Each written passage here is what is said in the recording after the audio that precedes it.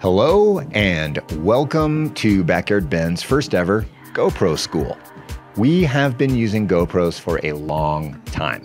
We got a bunch of new Hero 10s in. We love playing with these things, using them for all kinds of different purposes, from aerials to skiing, snowboarding, off-road, the whole deal. Great camera, especially the new Hero 10. Well, after spending a bunch of time in the lift line and rolling around town and skiing and snowboarding with friends, backcountry, upcountry, side country, all of it, we've realized that there's still a lot of people that are making some very basic mistakes with regards to their GoPro. So we decided, with skiing and snowboarding in winter being right here, right now, that we would throw you some of our finest GoPro Hero 10 tips. So when we come back, we're going to share that little bit of knowledge. Gear up for winter at Powder House Ski and Snowboard, Ben's largest selection of skis, snowboards, boots, and bindings for all styles of riding. Specializing in custom boot fitting, we'll help you find the perfect boot with great performance and comfort at Powder House on Century Drive. Hello, Bend. We've been using GoPros here at Backyard Ben for a long time, so we've gotten pretty good at them. Just got a bunch of new Hero 10s, and I know that there's a whole heap of you out there that got Hero 8s, Hero 9s, and probably got maybe even Hero 10s for your holiday gifts or Christmas or whatever. So we've noticed that there's still a lot of people making some very basic mistakes, particularly when it comes to snowboarding and skiing. So we thought we'd share a couple of our most basic tricks and tips on the new Hero 10. But these tricks and tips also go down to the Hero 9 or the Hero 8, or really virtually any other GoPro camera. So here they are. First of all, skiing. What's the best mount for skiing? We believe it is the GoPro Chesty.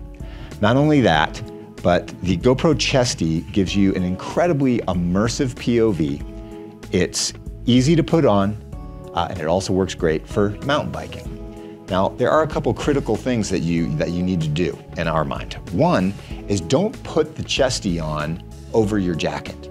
Put it on your last inner layer and then put your jacket on over on the outside of it. Now, why would this be? Well, you're not shooting every single moment of every single day that you're on the hill.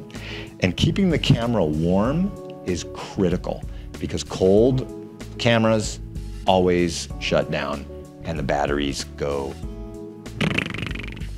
This way, you can zip your camera up into your jacket until it's time to use it.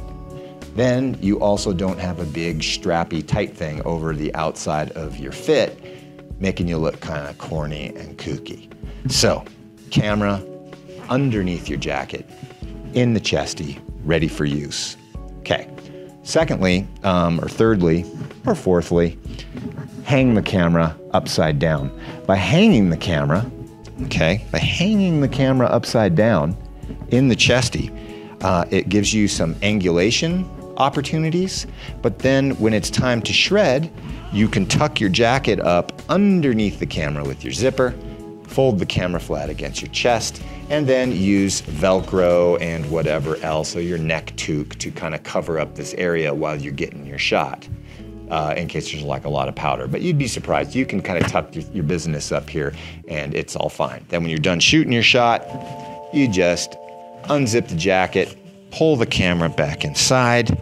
Presto, it's nice and warm for the next time you want to use it. Okay, snowboarding. The best overall mount for snowboarding is the Canadian grill mount. You can get them on Amazon, but Pro Standard grill mount. They're like 20, 30 bucks or something. They mold to your teeth. This thing's incredible. Now, why does this work for snowboarding? Don't have it on your helmet. Helmet mounts are the worst during the winter because your camera's out getting frozen. So ditch the helmet mount in the winter. Doesn't work. Snowboarding. Boom, look at that. Ooh, get some. Then you can also pull it out of your mouth really easily. Talk to your camera, give it a quick howdy doody. Use it as a handheld. The bite mount, all time for sideways stanced individuals. what about my setting? Okay, there's a bazillion settings that you can use. So what I like to do as the ultimate go-to setting, right, is I create a preset in the camera, and that preset is POV 2.7K 4:3 60 frames per second wide. So I got 60 frames for slow-mo.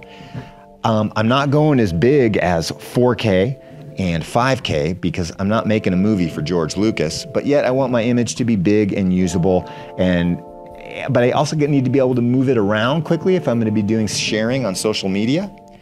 And then on my little shortcuts, I add the lens option. So if I do need to shoot a handheld, I'll grab that lens option, take it from wide, pull it down to narrow, and then I will shoot handhelds with the narrow. That easy. So there you go. Those are the backyard bend GoPro tips. Keep your cameras warm.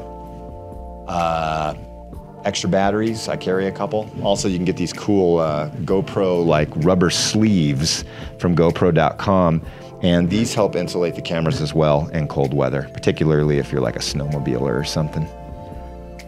Anyway, that's it. Keep on shredding in the free world, and we'll see you out there on the mountain.